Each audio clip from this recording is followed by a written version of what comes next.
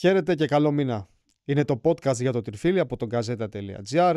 Έχω μαζί μου τον Γιώργο Κούβαρη. Γιώργο, καλημέρα. Είμαι ο Νίκος Αθανασίου και μαζί θα τα πούμε. Καλημέρα. Καληνύχτα. Ήμασταν για πολλές καληνύχτες, η αλήθεια είναι, αυτές τις ημέρες.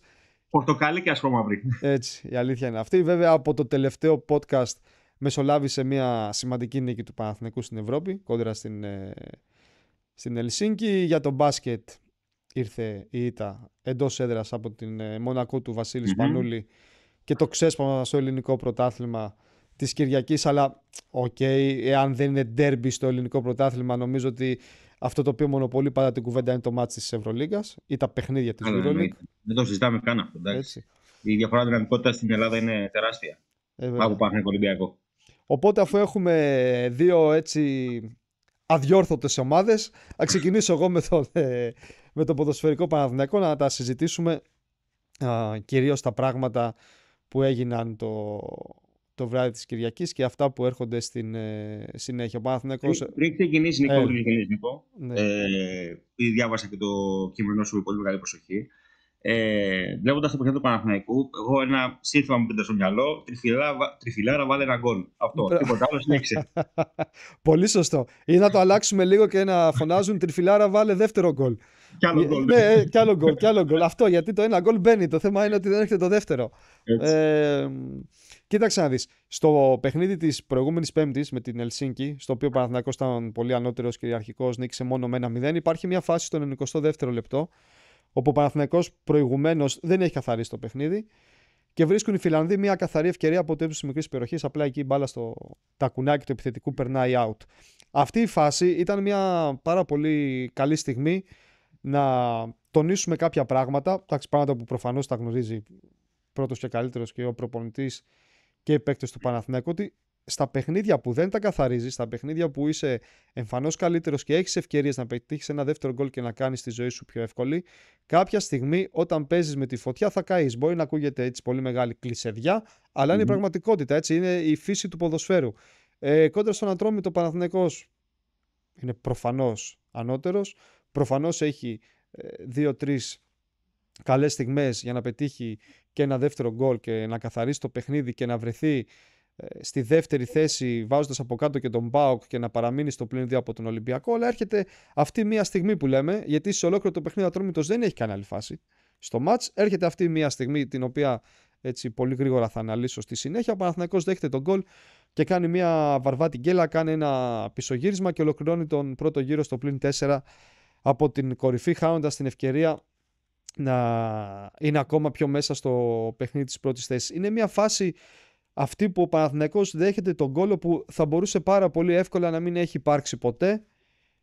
Είναι στιγμές στο παιχνίδι που ο Παναθηναϊκός δεν τις διαχειρίζεται καλά. Είναι αυτό που λέω εγώ πάντα, δεν θα το πω όπως το λέω ακριβώς, γιατί μπορεί να κοπεί, να μπει κάποιο μπιπ. Κάντε ένα ρημάδι φάουλ. Λοιπόν, στη φάση που ξεκινάει ο Καλοσκάμης, πρώην άσος του Παναθηναϊκού, την πολύ καλή και ποιοτική του ενέργεια στη μεσαία γραμμή. Υπάρχουν δύο παίκτες του Παναθηναϊκού κοντά του. Ο πρώτος που πηγαίνει πάνω του είναι ο Μαντσίνη, τον Τζαρτζάρη. Φίλε μου, Μαντσίνη, πέτα τον κάτω. Κάτω φάουλ, σταματάει το transition, σταματάει η μετάβαση, δεν υπάρχει φάση. Και αφού δεν γίνεται εκεί το φάουλ, έχει και δεύτερη ευκαιρία ο Μαντσίνη να του κάνει το φάουλ, έχοντας κοντά του και τον Μαξίμοβιτς και τους περνάει και τους δύο. Εκεί δεν υπάρχει. Και αν το δει ο κόσμος, αν μπορέσει να δει στα highlights, ο Μαντσίνη στο πρώτο τζαρτζάρισμα σαν να προσπαθεί να αποφύγει το φάουλ. Εκεί το θέλει το φάουλ. Εκεί το φάουλ σου λύνει τα χέρια, σου κάνει τη ζωή σου πιο εύκολη. Και μετά, ξεδιπλώνει το Ατρόμητος, χάνει ο Σέγκεφελ τον Καλοσκάμη. Στη συνέχεια ο Ίγκασον ανοίγει τα πόδια να περάσει μπάλα από πάνω του αφού έχει καταλήξει το δοκάρι. Και έρχεται ο Καραμάνης, ο παδός του Παναθηναϊκού. Έτσι. Βέβαια. Υπάρχουν και σχετικές φωτογραφίες στα social με το μπαμπά του στο γήπεδο της Λεωφόρου. Πιάνει το σου της ζωής του. Τρομερή σουτάρα. Γκολάρα, το πιάσε πάρα πολύ και μάτα. Εκεί κανένας τερματοφύλακας δεν έχει. Αλλά αυτό που πες εσύ, Νίκο, ρε Ίγκασον εκεί πέρα. Πετάς την μπάλα στο Θεό, πήγε σαν πουλιά, δεν ξέρω, πέτασε την μπάλα, σπλώτησε την, σκότωσε την. Πολύ περίεργο αυτό που έκανε. Άκουσα, θεωρώ ότι φοβήθηκε μήπως βάλει αυτόν γκολ. Αλλά η μπάλα δεν είχε τόση δύναμη. Ξέρεις, φοβήθηκε μήπως η μπάλα κουμπίσει πάνω του και μετά δημιουργήσει πρόβλημα στον Τραγκόφσκι. Αλλά η μπάλα δεν έχει δύναμη. Εκεί αν έχεις λίγο καλύτερη αντίληψη της φάσης, αυτό που λες, της ρίχνεις μία και τη στέλνεις στον ηλεκτρικό. Έτσι κι αλλιώς αυτό είναι το τέρμα. που ήταν κοντά αυτή η φάση και τελειώνει εκεί. Και τέλος πάντων, πέρα όμως από το παιχνίδι με τον Ατρόμητο, επειδή ολοκληρώθηκε ο πρώτος γύρος, και αυτή νομίζω είναι η μεγάλη εικόνα που είναι πιο σημαντική από το χθεσινό μάτς, ο Παναθηναϊκός μετά από 13 παιχνίδια έχει σκοράρει 13 γκολ. Ποιος θα το έλεγε και δεν το πίστευε.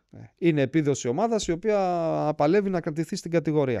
Έτσι. Και μετά το μάτς λοιπόν έκατσα χθες το βράδυ να δω, ρε παιδί μου, πόσες φορές έχει ξανασυμβεί αυτό από την έναρξη του επαγγελματικού πρωταθλήματος μέχρι και σήμερα. Δηλαδή από τη σεζόν 1970-80 μέχρι και τη φετινή που είναι το 2024-2025. Λοιπόν, ο Παναθηναϊκός σε αυτά τα 45 χρόνια άλλη μία φορά, βασικά μόνο μία φορά, είχε χειρότερη επίθεση στον πρώτο γύρο. Τη σεζόν 17-18, μια σεζόν με πολλά οικονομικά προβλήματα και σεζόν διάλυσης κανονικής, είχε σκοράρει μόνο 11 γκολ. Τότε νομίζω ο Παναθηναϊκός ήταν πιτσιρίκια, ήτανε. Όχι. Η σεζόν με τα πιτσιρίκια είναι η επόμενη. Είναι τότε που ξεκίνησε με το Μαρίνο, υπήρξε πάυση της χρηματοδότησης από τον μεγαλομέτωχο και ο Παναθηναϊκός είχε εικόνα διάλυσης. Αυτή λοιπόν είναι το 17-18 τα 11 γκολ, είναι η χειρότερη του επίδοση στα 45 χρόνια του επαγγελματικού πρωταθλήματος. Η φετινή είναι η δεύτερη χειρότερη επίθεση του Παναθηναϊκού σε έναν γύρο, μαζί με εκείνη που είχε τη σεζόν του 19-20 με 13 γκολ, που είχε ξεκινήσει στον πάγκο με τον Ντάνι Πογιάτος και στη συνέχεια ανέλαβε ο Λάζλο Μπόλονι. Ούτε το ένα πήγε καλά, ούτε το άλλο πήγε καλά. Λοιπόν, διορθώνω και ας μην το κόψουμε στο μοντάζ, δεν πειράζει, δεν χρειάζεται. Άνθρωποι είμαστε, λάθη κάνουμε. Αυτή είναι η δεύτερη σεζόν με το Δόνι. Εντάξει, γιατί μπερδεύτηκα, δεν έχει να κάνει. Σε 45 λοιπόν χρόνια, αυτή είναι η δεύτερη χειρότερη επιθετική επίδοση του Παναθηναϊκού σε έναν γύρο. Ποιες είναι οι καλύτερες, θα μου πεις, γιατί το ψάξα, γι' αυτό σου λέω, έβαλα κάτω και τις 45 χρονιές εχθές το βράδυ. Από το 92 μέχρι το 96, 4 σεζόν, ο Παναθηναϊκός πυροβολεί στους πρώτους γύρους ακατάπαυστα. Εντάξει, έχει πάρει και τα πρωταθλήματα και το 95 και το 96, 41, 41, 46 και 40. Ακόμα και αν το συγκρίνουμε με τον περσινό του εαυτό, τον Παναθηναϊκό, πέρυσι ο Παναθηναϊκός στον πρώτο γύρο έβαλε, Γιώργο μου, 36 γκολ. Και φέτος έχει βάλει 13. Μπράβο. Σχεδόν τα τριπλάσια. Πέρσι βέβαια είχε σε τρομερή κατάσταση, βέβαια εντάξει ήταν και μια πολύ διαφορετική, πολύ καλύτερη ομάδα που είχε συνέχεια από σεζόν σε σεζόν, αλλά πέρσι είχε και τον Ιωαννίδη να κάνει παπάδες και τον Γερεμέγεφ να βάζει γκολ και τον Σπόραρ να βοηθάει και γενικά να παίρνει πράγματα από τους Σέντερφορ. Οπότε, εάν ο Παναθηναϊκός συνεχίσει να έχει αυτές τις επιθετικές επιδόσεις, θα το πω απλά λαϊκά, δεν πρόκειται να πάει πουθενά, ούτε να διεκδικήσει το πρωτάθλημα, πόσο μάλλον να το κατακτήσει. Επίσης, ο Παναθηναϊκός στην ολοκλήρωση του πρώτου γύρου είναι η πιο άστοχη ομάδα του ελληνικού πρωταθλήματος και μία από τις πιο άστοχες στην Ευρώπη. Με βάση λοιπόν τις ποιοτικές τελικές που έχει δημιουργήσει, τα περίφημα expected goals, θα έπρεπε, Γιώργο μου, να έχει σκοράρει 20 με 21 γκολ. Απλά αν έκανε το αναμενόμενο, το προσδοκόμενο. Πρόσεχε, δεν λέμε να είχε ποιοτικές εκτελέσεις ή να είχε κάποιον ή κάποιους που να βάζουν περισσότερα γκολ από αυτά που θα έπρεπε. Τα expected λοιπόν του Παναθηναϊκού είναι 20,56 και πόσα έχει βάλει, θυμάσαι? Το 13 έχει βάλει. Έτσι, πάω θρησκεία γκολ 13. Λοιπόν, και έχει βάλει 13, δηλαδή έχει βάλει 7,5 λιγότερα από το προσδοκόμενο. Να το πω απλά, ρε Νικό. Αν βάζαμε η center for goal, θα έχει τα 20. Ναι, σωστά. Μα δεν είναι το θέμα του Παναθηναϊκού, δεν είναι δημιουργικό, δεν είναι παραγωγικό, δεν είναι ότι δεν φτιάχνει φάσεις. Φτιάχνει φάσεις, δεν τις τελειώνει σωστά. Όταν ολοκληρώνεται ένας γύρος και είσαι 7,5 γκολ κάτω από το προσδοκόμενο, έχει μια πολύ μεγάλη ένδειξη πάνω από το κεφάλι σου και γράφει προσοχή, κίνδυνος, ξέρεις, και βαλάνε όλες οι καμπάνες και τα καμπαναριά της Μητρόπολης. Πριν από την έναρξη του πρωταθλήματος, αν σου λέγανε με τη λήξη του πρώτου γύρου ο Ιωαννίδης θα έχει 0 γκολ, άσχετα από το παιδί αντιμετώπιση και προβλήματα τραυματισμού και τα λοιπά, το πιστεύεις? 0 δεν έχει χάσει κάτι. Στο πρωτάθλημα, ναι, κανένα. 0. Κανένα. Και έχει να σκοράρει στο πρωτάθλημα από ένα παιχνίδι με τη Λαμία στα περσινά playoffs τον Απρίλιο. Δηλαδή έχουν περάσει 8 μήνες χωρίς να έχει σκοράρει ο Φώτης στο πρωτάθλημα. Είναι αυτό που λένε μέχρι το πρώτο. Μπράβο. Το θέμα είναι ότι το λέμε πάρα πολύ καιρό αυτό. πότε θα Και βάλει το το παίζουμε πρώτο. και το κάνουμε. Έχω σταματήσει να το παίζω, όχι γιατί δεν το πιστεύω. Απλά έχω σταματήσει να το παίζω για να μην τον κατεβιάσω. Αλλά όπως και να έχει, το θέμα είναι τι πρέπει να κάνει ο Παναθηναϊκός από εδώ και στο εξής. Εντάξει, είναι πράγματα τα οποία δεν διορθώνονται με ένα μαγικό κουμπί. Ναι. Ούτε ο Βιτόρια είναι μάγος, ούτε το γκολ είναι θέμα μαγείας ή κάτι, ξέρεις, έτσι περίεργο. Εκεί τι μπορείς να κάνεις ως ποδοσφαιρική ομάδα. Το θέμα είναι να συνεχίζεις να δημιουργείς το ίδιο και ακόμα καλύτερα, δηλαδή να φτιάχνεις ποιοτικές τελικές. Έτσι. Το δεύτερο είναι να δουλέψεις πάνω στα τελειώματα και το τρίτο είναι να μπορέσει ο προπονητής να δώσει, έτσι, ξέρεις, αυτοπεποίθηση, πίστη στους ποδοσφαιριστές του, να τους καθαρίσει λίγο το μυαλό, γιατί εκεί ο Παναθηναϊκός έχει πάρα πολύ μεγάλο πρόβλημα και φυσικά είναι ένα πρόβλημα το οποίο ως συνάρτηση πραγμάτων μπορεί να λυθεί και από τις μεταγραφές. Είναι γνωστό, είναι δεδομένο ότι ο Παναθηναϊκός το Γενάρη θα πάρει σεντερφόρ. Εγώ για ακόμα μία φορά θα το πω και θα το ξαναλέω ότι ο Παναθηναϊκός το Γενάρη δεν πρέπει να πάρει συμπληρωματικό επιθετικό, δεν πρέπει να πάρει κάποιον με την ταμπέλα του αναπληρωματικού, πρέπει να πάρει κάποιον εισάξιο του Ιωαννίδη ή τέλος πάντων κοντά στον Ιωαννίδη για να υπάρχει έτσι ένα δίδυμο το οποίο θα μάχεται και θα έχει πολύ μεγάλο ανταγωνισμό για μια θέση στο αρχικό σχήμα. Άλλο ερώτημα όμως. Για πες. Υπάρχει τέτοιος θετικός όμως τον Ιανουάριο? Σίγουρα. Δεν το συζητάω καν αυτό. Δηλαδή, αν είσαι σωστά προετοιμασμένος και δουλεύεις με σωστό τρόπο, είσαι έτοιμος κάθε εποχή του χρόνου. Αν δεν δουλεύεις σωστά και αν δεν είσαι καλά προετοιμασμένος, δεν θα είσαι έτοιμος καμία εποχή του χρόνου. Δηλαδή, υπάρχουν ποδοσφαιριστές στην αγορά που ο Παναθηναϊκός που τις τελευταίες μεταγραφικές περιόδους έχει ένα πολύ φουσκωμένο πορτοφόλι θα μπορούσε να προσεγγίσει και να αποκτήσει. Δεν είναι πυρηνική φυσική, δεν είναι κάτι δύσκολο. Αν έχεις ένα καλό τμήμα σκάουτινγκ, αν ψάχνεις όλο τον χρόνο, αν είσαι καλά προετοιμασμένος, λύσεις μπορείς να βρεις και ο Παναθηναϊκός ξέρει ότι θέλει να πάρει επιθετικό από τα τέλη Αυγούστου. Δηλαδή εδώ και 4 μήνες. Εάν ο επιθετικός δεν είναι στο κοροπή την 1η του Γενάρη, είναι λάθος. Δεν το συζητάμε καν αυτό. Όσο πιο γρήγορα έρθει κάποιος, τόσο το καλύτερο. Και να σε ρωτήσω, τι είδους επιθετικό ψάχνει ο Παναθηναϊκός? Ψάχνει επιθετικό τύπου Ελκαμπή, ένα επιθετικό τύπου Πιερό, πιο βαρύ κτλ.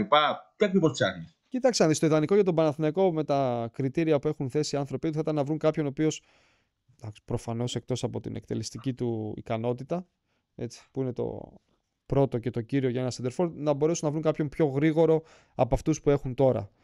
Δηλαδή κάποιον με πιο χαμηλό κέντρο βάρους, κάποιον ο οποίος θα παίζει περισσότερο στην πλάτη της άμυνας, θα κάνει κάποιες κινήσεις. Ένα στυλ τύπου, ρε παιδί μου, Λιβάη Γκαρσία, ενώ ξέρεις, στο στυλ. Αλλά αν με ρωτάς, νομίζω ότι και αν δούμε λίγο και το φετινό πρωτάθλημα, σε αυτόν τον πρώτο γύρο, έτσι, με μια απλοϊκή προσέγγιση και ανάγνωση, που καμιά φορά, ρε παιδί μου, και μέσα στα πιο απλά πράγματα βρίσκεις την ουσία στο ποδόσφαιρο, ότι ποιος είναι πρώτος και πρωταθλητής χειμώνα? Ολυμπιακός. Ωραία. Ποιον σέντερφορ έχει ο Ολυμπιακός? Τον Ελκαμπή. Ωραία. 10 γκολ, πρώτο σκόρερ του πρωταθλήματος, πρώτος Ολυμπιακός. Ποιος είναι ο πρώτος σκόρερ του ΠΑΟΚ? Πόσα γκολ έχει πέρα από του σέντερφορ του? Κλάμα. Όπως και στον Παναθηναϊκό, 1 γκολ ο Σπόραρ. Η ΑΕΚ μια από τα ίδια έχει βάλει νομίζω 4 ο Πιερό. Δεν έχει καμία σχέση, ας πούμε, με τα 10 του Ελκαμπή. Και βρίσκεται αυτή τη στιγμή πρώτη η ομάδα η οποία έχει τον πιο επιδραστικό, τον πιο αποτελεσματικό, τον πιο κοινικό σέντερφορ, μεταξύ φυσικά και άλλων πραγμάτων. Αλλά... Και ιστορικά να το δεις Νίκο, και ο Παναθηναϊκός όταν είχε τον Ιωαννίδη σε καλή κατάσταση ήταν πρώτος στην βαθμολογία. Σωστά. Πολύ σωστά. Και εγώ θα πω ότι ο Παναθηναϊκός πρέπει να πάρει τουλάχιστον έναν center-for, και λέω τουλάχιστον γιατί από τους extreme του μέχρι στιγμής έχει πάρει 5 γκολ από τον Τζούρισιτς και 4 από τον Τετέ, που ο Τζούρισιτς δεν είναι κάποιος ο οποίος φημίζεται για την εκτελεστική του ικανότητα, αλλά είναι σε πάρα πολύ καλή κατάσταση και αυτό πρέπει να του το πιστώσουμε. Αλλά από εκεί και πέρα μέχρι στιγμής υπάρχει το χάος όσον αφορά το σκοράρισμα. Πελίστρι 0, Μαντσίνη 0, Λιμνιός δεν παίζει έτσι κι αλλιώς, αλλά 0. Και εδώ το θέμα δεν έχει να κάνει μόνο με τη φωτογραφία της στιγμής, ότι πόσα γκολ σου έχουν δώσει τώρα extreme. Το θέμα είναι και αν οι extreme σου, δηλαδή ο Πελίστρι, ο Μαντσίνη και ο Λιμνιός, είναι κάποιοι οι οποίοι, ας πούμε, έκαναν σεζόν στην καριέρα τους με γκολ. Nobody, που λένε και στο χωριό μου. Κανένας, ούτε ο Πελίστρι, ούτε ο Μαντσίνη, ούτε ο Λιμνιός είναι extreme, ακραίοι μεσοεπιθετικοί, οι οποίοι στους οποίους μπορείς να βασιστείς και να πεις αυτοί εδώ, ρε παιδί μου, ξέρεις, μπορούν να μου δώσουν 7-8 γκολ στη σεζόν, οπότε εκεί ίσως ξαναλέω θα πρέπει ο Παναθηναϊκός λίγο να δει μήπως θα έπρεπε να βάλει και στις μεταγραφικές του αναζητήσεις και έναν εξτρέμ ο οποίος κατά κύριο λόγο, πέρα από όλα τα υπόλοιπα, έτσι, θα πρέπει να έχει την επαφή με τα αντίπαλα δίχτυα. Έναν Παλάσιος δηλαδή. Παρότι είναι πάρα πολύ παρεξηγημένος από κομμάτι. Τα γκολ τα έβαζε, εγώ αυτό ξέρω. Ο Τούκου μπορεί να μην ήταν εντυπωσιακό στο μάτι, μπορεί να μην είχε άριστη τεχνική κατάρτιση. Μπορεί. Θα το ξαναπώ όπως λένε στο χωριό μου, so fucking what. Και όταν σου κάνει σεζόν με 13 γκολ, με 7, με 8 γκολ, η ουσία μπορεί στο μάτι να μην σ' αρέσει. Μπορεί να τον λέγανε παραθαλάσσιος ή ότι είναι χοντρός. Οποιαδήποτε βλακιά μπορεί να σκεφτεί ο καθένας. Φίλε, η μπάλα πήγαινε μέσα. Και το θέμα είναι αυτό που έκανε ξεχωριστό τον Ντούκου είναι η συνέπεια. Μπράβο. Πάρα πολύ σημαντικό πράγμα στο ποδόσφαιρο. Η συνέπεια. Όπως στον επαγγελματικό αθλητισμό, έτσι, όλα τα ομαδικά αθλητικά. Η διάρκεια. Και ο Ντούκου είχε διάρκεια. Ήξερες κάθε χρόνο θα είναι εκεί. Με τα καλά του, με τα στραβά του εκεί. Θα τη στείλει την μπάλα μέσα 7 φορές, 8 φορές. Όπως για παράδειγμα και ο Αϊτόρ στα καλά του έδινε γκολ στον Παναθηναϊκό. Γενικά όμως ο Παναθηναϊκός ο κανόνας. Δεν γενικά στον αλήθεια τον Αϊτόρ. Γενικά το πίστευα τον Αϊτόρ. Α, δεν τον πίστευες ή τον πίστευες? Το κι εγώ δεν πάει ότι δεν τον πίστευα. Άκουσα τον πίστευα. Πάντως η αποτελεσματικότητα, ας πούμε, στο σκοράρισμα και η συνέχεια και η συνέπεια του Παλάσιος ή του Αϊτόρ δεν ήταν ο κανόνας για τον Παναθηναϊκό, ας πούμε, της τελευταίας 25 ετίας. Ήταν η εξαίρεση, γιατί όντως ο Παναθηναϊκός, εντάξει, συμπτωματικά ή μη, το θέμα είναι η ουσία των πραγμάτων, δύσκολα έβρισκε εξτρέμ που να του δίνουν γκολ. Δηλαδή, άμα κάτσουμε και το συζητήσουμε μια μέρα και σου πω, Γιώργο, θυμάσαι, ας πούμε, εξτρέμ του Παναθηναϊκού που να έβαζαν γκολ παραπάνω από 5 με ευκολία, δεν θα βρούμε. Ενώ άμα ξέρω εγώ πάμε την ίδια κουβέντα και την κάνουμε όσον αφορά στον Ολυμπιακό, μπορείς να βρεις, παιδί μου, πολύ περισσότερους ποδοσφαιριστές. Και για να το κλείσω, υπάρχει το μάτς. Τώρα όσοι ακούσουν πριν την Τετάρτη, το μάτς της Τετάρτης με τον Ατρόμητο για το κύπελο, εκεί που ο Βιτόρια θα κάνει αλλαγές και έτσι θα προχωρήσει σε ένα rotation, είναι το πρώτο παιχνίδι, οπότε καλό θα ήταν για τον Παναθηναϊκό να κάνει ένα βήμα πρόκρισης. Εντάξει, δεν είναι, ξέρεις, ένα do or die παιχνίδι, είναι το πρώτο μάτς εκτός έδρας με τον Ατρόμητο. Καλό θα ήταν. Το θέμα μου γίνει ντάι όμως. Ντάι δεν μπορεί να γίνει γιατί έχει και δεύτερο μάτς, οπότε. Καλά, σου λέω. Μην γίνει ντάι από το πρώτο, σου λέω εγώ. Μωρέ, εντάξει, μα έτσι κι αλλιώς ο Ατρόμητος δεν είναι και μια ομάδα που, ξέρεις, παράγει, απειλεί πολύ. Είναι, ξέρεις, μια σφιχτή ομάδα, μια ομάδα με ισορροπία. Δηλαδή, ακόμα και χτες το παιχνίδι σου έδινε την εικόνα ότι και 3 μέρες να παίζουν Ατρόμητος φάση δεν θα κάνει. Αλλά, οκ. Αυτό είναι το ποδόσφαιρο. Αυτό είναι. Έκανε καλή. Πάντα Παναθηναϊκός τώρα μέχρι το τέλος του χρόνου πρέπει να κάνει για μένα το 5-5 στις υποχρεώσεις που έχει, είναι απαραίτητο. Ούτε 4-5, 5-5. Σίγουρα. Γιατί τα 2 ευρωπαϊκά και τα 3 του πρωταθλήματος. Έχει παιχνίδια που το πρέπει είναι τεράστιο πάνω από το κεφάλι του. Αρχής γενομένης από αυτό που θα έρθει την Κυριακή στην Τρίπολη. Πάρα πολύ δύσκολο παιχνίδι. Σε μια έδρα που παραδοσιακά δυσκολεύεται, αλλά σε αυτό που λες έχεις απόλυτο δίκιο. Το 5-5 είναι μονόδρομος. Είναι τα 2 παιχνίδια για το Conference League. Αυτό με την The New Saints στο Shrewsbury της Αγγλίας και το φινάλε των υποχρεώσεων του στο Conference League με την Δυνάμο Μίνσκ στο Ολυμπιακό Στάδιο. Και είναι η έναρξη. Για μέρα και ο Παναθηναϊκός Μπασκόνια εκείνη το 19-12. Είναι την ίδια μέρα. Ναι, και από ό,τι ξέρω θα γίνει νωρίς ο μπάσκετ 7.30 ώρα. Έχει γίνει ήδη. Θα σε γελάσω, δεν το έχω πρόχειρο. Ναι. Έτσι ώστε να συνδυαστεί. 38 θα γίνω εκείνη την ημέρα, αν σε ενδιαφέρει. Ναι. Θα πάρεις διπλό δώρο. Είναι η μέρα γενεθλίων. Και πώς γίνεται, ρε παιδί μου, τις περισσότερες φορές να είναι σε κάποιο γήπεδο. Τέλος πάντων, λοιπόν. Και είναι τα 3 παιχνίδια στην έναρξη του δευτέρου γύρου. Το πιο δύσκολο από αυτά τα 3 είναι με την Τρίπολη και μετά ο Παναθηναϊκός έχει να πάει να παίξει στη Λιβαδιά και να υποδεχθεί την Καλιθέα. Παίζεις μετά την Τρίπολη με 2 από τις ομάδες που βρίσκονται στα πιο χαμηλά στρώματα της βαθμολογίας, οπότε είναι αυτονόητο ότι ο Παναθηναϊκός θα πρέπει να πάρει την νίκη. Αυτά για το ποδόσφαιρο. Και με 3 ντέρμπι μετά. Μετά έχει ΠΑΟΚ. Το καλό είναι ότι έχει τα 2 ντέρμπι στο Ολυμπιακό Στάδιο, τον ΠΑΟΚ και την ΑΕΚ, και έχει να πάει να παίξει στο Καραϊσκάκι, αλλά το ξεκίνημα του δευτέρου γύρου του δίνει την ευκαιρία, του δίνει τη δυνατότητα να ξαναχτίσει ένα σερί για να μπορέσει να πλησιάσει τον Ολυμπιακό που είναι αυτή τη στιγμή πρώτος. Αυτά για το ποδόσφαιρο. Νομίζω τα αναλύσαμε, τα συζητήσαμε. Πάμε τώρα στο μπάσκετ. Στο μπάσκετ, άλλα περιμέναμε να δούμε τι είναι Παρασκευή. Άλλα είδαμε. Κοίτα, αν οι φίλοι του Γκαζέτα ανατρέξουν στο πρώτο podcast που κάναμε, αυτά που είπαμε τι είχε κάνει ο Παναθηναϊκός ο Κάουνας ή τι δεν είχε κάνει, ας τα ξανακούσει για τη Μονακό. Τέτοια πράγματα δηλαδή. Ο Παναθηναϊκός πάλι ήταν, αν μου επιτραπεί η έκφραση, ανύπαρκτος στην άμυνα, στην περιφερειακή άμυνα, για ένα ακόμα παιχνίδι και φυσικά το πλήρωσε ακριβά. Για ένα ακόμα μάτς πάλι ξεκίνησε το παιχνίδι πολύ νοθρά, το πλήρωσε ακριβά. Και φυσικά αυτό είναι κάτι το οποίο καλύτερα να βρεθεί άμεσα λύση, γιατί δεν λέω ότι είναι με την πλάτη στον τοίχο σε καμία περίπτωση. Είναι πάρα πολύ νωρίς ακόμα. Βρισκόμαστε στο 1/3 της σεζόν. Όλα μπορούν να αλλάξουν. Υπενθυμίζω ότι και πέρσι ο Παναθηναϊκός στην ίδια εποχή λίγο πάνω, λίγο κάτω στα ίδια ήταν, στο ίδιο ρεκόρ. Από μέσα Δεκεμβρίου και μετά άρχισε και φόρτσαρε. Μετά από μια νίκη στο Βιλερμπάν και μετά πήγε στο Μονακό, στο Μιλάνο και έκανε όλο το μεγάλο σερί. Οπότε δεν λέω ότι θα γίνει το ίδιο με πέρσι, έτσι, σε καμία περίπτωση. Αλλά ακόμα θα πω ότι είναι πολύ νωρίς. Ο Παναθηναϊκός έχει μπροστά του παιχνίδια τα οποία μπορεί να βελτιώσει την κατάσταση και κυρίως για μένα να βελτιώσει τη δική του αγωνιστική εικόνα, η οποία δεν είναι καλή, δεν είναι καθόλου καλή, θα έλεγα.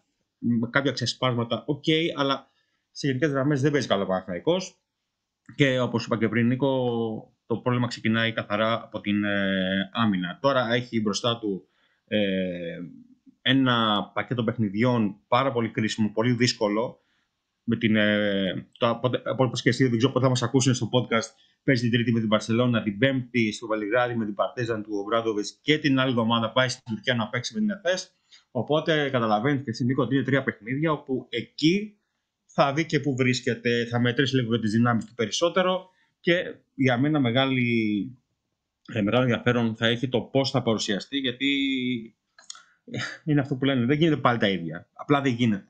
Δεν ξέρω πώς το βλέπεις εσύ απ' έξω, αλλά ο Παναθηναϊκός χρειάζεται κατά κάποιο τρόπο ηλεκτροσόκ, αλλά ένα γερό ταρακούνημα έτσι ώστε να μπορέσει να ορθοποδήσει.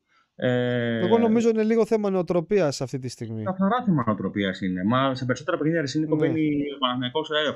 Μεγάλε, είμαι πρωταθλητής της Ευρώπης. Θα χάσεις όπως και να έχει. Δεν είναι έτσι. Δεν είναι έτσι. Πάντα το δύσκολο για τις ομάδες που κατακτούν έτσι ένα πάρα πολύ μεγάλο στόχο, όπως είναι η EuroLeague, νομίζω ότι πιο δύσκολο από το να την κατακτήσεις είναι να καταφέρεις να διατηρηθείς εκεί, να έχεις το ίδιο κίνητρο, την ίδια αιμονή για την νίκη, την ίδια δίψα. Εγώ αυτό δεν βλέπω, αλλά θεωρώ και πιστεύω ότι, και είμαι σίγουρος κιόλας, ότι η λύση θα βρεθεί. Γιατί πιστεύω ότι η λύση θα βρεθεί? Γιατί έχεις ένα ρόστερ με τρομερή ποιότητα, αλλά έχεις και ένα ρόστερ με πολύ ισχυρές προσωπικότητες, με παιδιά που είναι πρωταθλητές, με παιδιά που μπορούν, ρε παιδί μου, να σου δώσουν τη σιγουριά ότι έχουν την κατάλληλη νοοτροπία. Έχουν την κατάλληλη νοοτροπία να είναι αυτοί που πρέπει να είναι. Και, και πέρσι ο Παναθηναϊκός πάνω κάτω στα ίδια ήταν. Έτσι. Ναι, Βέβαια τότε υπήρχε το πολύ σημαντικό επιχείρημα, δεν το χαρακτηρίζω ως δικαιολογία, το ήταν μια πολύ καινούργια ομάδα. 12 νέοι παίκτες. Μπράβο. Οπότε θα περίμενε κανείς φέτος, από τη στιγμή που υπάρχει δεύτερη σεζόν ο ίδιος προπονητής, η συντριπτική πλειοψηφία του ρόστερ που ήταν πέρσι εδώ και έχουν έρθει μόνο 3, έτσι δεν είναι? 3 παίκτες. 3 νέοι παίκτες. Θεωρητικά είναι πολύ καλύτεροι από τους 3 οι οποίοι ήταν πέρσι. Έτσι, ο Γιουρτσεβέν, ο Μπράουν και ο Όσμαν.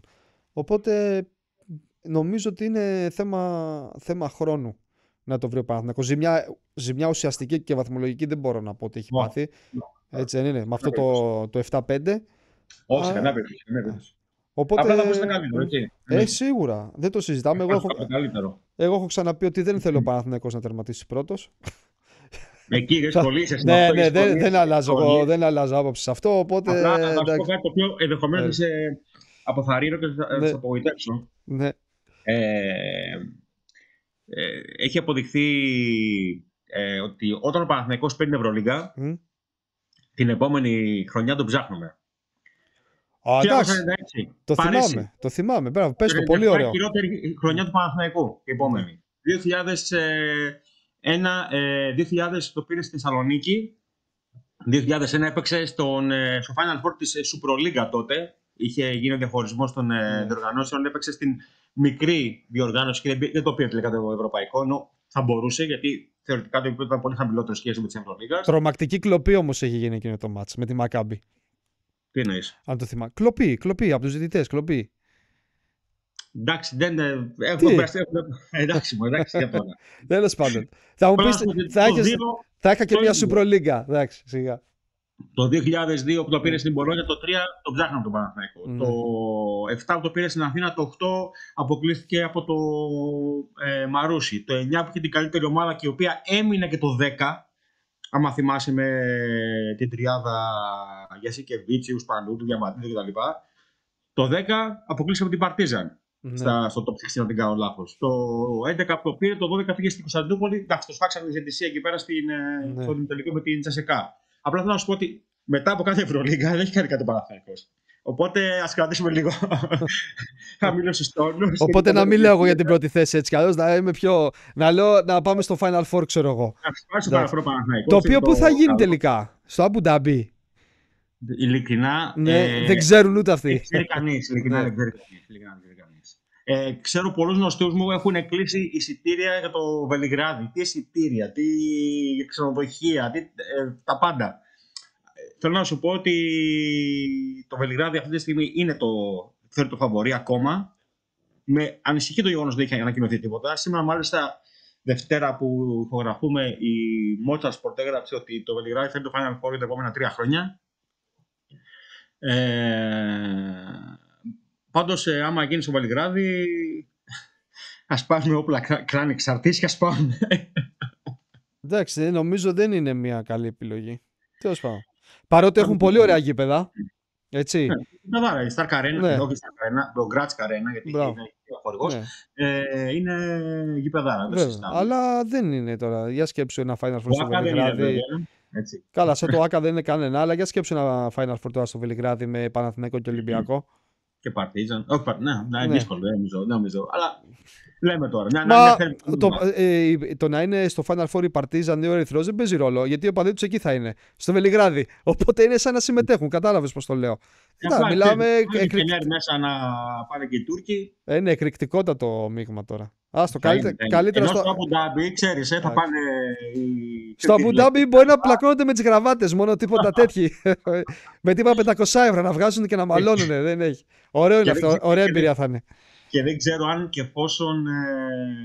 Πώς το λένε, οι ομάδες θέλουν να γίνουν στο Αμπου Ντάμπι. Εγώ πιστεύω και ξέρω ότι οι ομάδες δεν θέλουν να γίνουν στο Αμπου Ντάμπι για το λόγο του ότι θα έχουν και κόσμο. Δεν ξέρω αν για τους οπαδούς είναι άσχημο. Για τους οπαδούς λέω είναι πολύ άσχημο. Δεν κατάλαβα. Όχι, λέω για τους οπαδούς θα είναι πάρα πολύ άσχημο να γίνει το Final Four στο Αμπου Ντάμπι. Πώς να πας στο Αμπου Ντάμπι τώρα? Είναι και ακριβό ταξίδι και μακρινό ταξίδι και ένα σωρό πράγματα. Εντάξει, μέχρι τότε έχουμε καιρό. Απλά ο Παναθηναϊκός πιστεύω ότι έχει μείνει λίγο στο.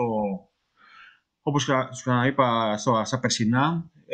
Έχει πολύ λίπος να κάψει ακόμα. Αλλά όμως δεν πρέπει να εφησυχάσει αυτό. Δηλαδή ότι αν δεν πάρω τίποτα, δεν έγινε και τίποτα. Αν δεν πάω Final Four, και το πήρα πέρσι. Θεωρώ ότι ο Παναθηναϊκός έχει πρόκληση μπροστά του να κάνει κάτι που δεν έχει κάνει ποτέ, το back-to-back. Θεωρώ ότι είναι πάρα πολύ δύσκολο. Και από ό,τι έχεις παρατηρήσει και εσύ, Νίκο, σε όλα τα μάτια του Παναθηναϊκού, όλες οι αντίπαλες ομάδες μπαίνουν μέσα να παίξουν σαν να μην υπάρχει αύριο. Εκμεταλλεύονται την αδυναμία του Παναθηναϊκού να ξεκινάει καλά τα παιχνίδια και μετά κυνηγάει και όταν φτάνει ίσως να είναι και πολύ αργά. Θα δούμε. Πάντως η Μπαρσελόνα παίζουν την τρίτη, έχει αρκετά προβλήματα και απουσίες. Τον Παναθηναϊκό θα δούμε. Ο Ντάνι είχε μια διαθεσία, λογικά θα παίξει. Ο Παπαπέτρου είναι εκτός, όπως είπε και χθες μετά τον Μπάστον Μαρούσι, μην πω χθες. Μετά τον Μαρούσι το Αταμάν ότι ο Παπαπέτρου τίθεται κάποιο καιρό εκτός ομάδας βάσει εσωτερικού κανονισμού. Θα δούμε πώς θα κρατήσει αυτό. Τι περιμένουμε άλλο αυτή την εβδομάδα? Τι εννοείς? Από μάτς. Την Παρτίζαν έχουμε στο Βελιγράδι. Πάρα πολύ δύσκολο μάτς και αυτό. Είχε ανέβει η Παρτίζαν μετά και το μάτς με τον Ολυμπιακό. Έτσι, που κέρδισε όπως κέρδισε στο τέλος, με τρομερή τέταρτη περίοδο. Εντάξει, ο Μπράντοβιτς είναι εκεί πέρα, η αδυναμία σου. Καταλαβαίνεις. Νίκησε τον Ολυμπιακό. Ναι, και πιστεύω ότι θα κάνει και άλλη νίκη, γιατί παίζει με τη Ζάλγκιρις την Τρίτη το βράδυ, σε 9.30. Οπότε άμα κάνει και άλλη νίκη η Παρτίζαν και έχει την ψυχολογία στα ύψη, θα δούμε πώς θα κυλήσει το μάτς της Πέμπτης. Είναι πάρα πολύ δύσκολο. Πιο δύσκολο φυσικά από το μάτς με την Μπαρτσελόνα. Εγώ θα πω τώρα εδώ κάτι και να καταγραφεί 2-2 αυτή την εβδομάδα. 2-2, μάλιστα. Λοιπόν, το λέω. Στο μπάσκετ, στο μπάσκετ. Στο μπάσκετ. Και ποδόσφαιρο, εντάξει. Γιατί πες στο ποδόσφαιρο. Να κερδίσει τον Ατρόμητο, να κερδίσει τον Αστέρα Τρίπολης. Μακάρι. Και θα σου πω κάτι για να είμαι δίκαιο. Στο μάτι τη Τετάρτη τώρα στο Περιστέρι είναι προφανώς το ιδανικό είναι να ξεκινήσει με ένα διπλά. Και μια ισοπαλία να έρθει, δεν χάθηκε ο κόσμος. Τα σημαντικά για τον Παναθηναϊκό, όπως τα είπες και εσύ προηγουμένως, είναι στο Conference League και στο πρωτάθλημα. Και για να το κλείσουμε εδώ το ρεπορτάζ, 2 κουβέντες για αυτή την ιστορία με τον Παπαπέτρου. Είπε ο κύριος Αταμάνου ότι θα είναι εκτός ομάδας. Τι σημαίνει αυτό? Σημαίνει ότι αυτή τη στιγμή ο Παπαπέτρου προπονείται μόνος του. Αυτό μπορώ να σου το πω. Στο μάτσε με το Μαρούσι δεν ήταν στο γήπεδο. Έχει προπονηθεί νωρίτερα, είχε φύγει μετά. Έχει τεθεί από τον οργανισμό εκτός ομάδας. Είπε ο Αταμάνου ότι δεν είναι προπονητική απόφαση. Είναι του συλλόγου. Οπότε περιμένουμε τώρα τις εξελίξεις και τις επόμενες ανακοινώσεις για το πότε θα ξανά είναι πάλι διαθέσιμος και με την ομάδα ο Ιωάννης. Ωραία. Τέλεια. Νομίζω ολοκληρώσαμε. Αυτό ήταν και για σήμερα. Νομίζω τα είπαμε όλα. Ήταν το podcast για το Τριφύλι από το gazeta.gr. Ραντεβού πότε, Γιώργο μου? Την άλλη Δευτέρα, πόσο έχουμε, 9 του μήνα, αν δεν κάνω λάθος. Την άλλη Δευτέρα, μπράβο, 9 του μήνα, όταν θα συζητάμε για τις νίκες που θα έχει κάνει ο Παναθηναϊκός στο ποδόσφαιρο και στο μπάσκετ. Το 4-4 θα συζητήσουμε. Έτσι, αυτά είναι. Γιατί, ας πω κάτι, και την πρώτη ομάδα θα συζητήσουμε για το 2-2. Αλλά... Εμείς θα το λέμε. Θα βάζουμε θετική ενέργεια κάθε Δευτέρα. Λοιπόν, καλή εβδομάδα, να προσέχετε, να είστε καλά. Καλό μήνα.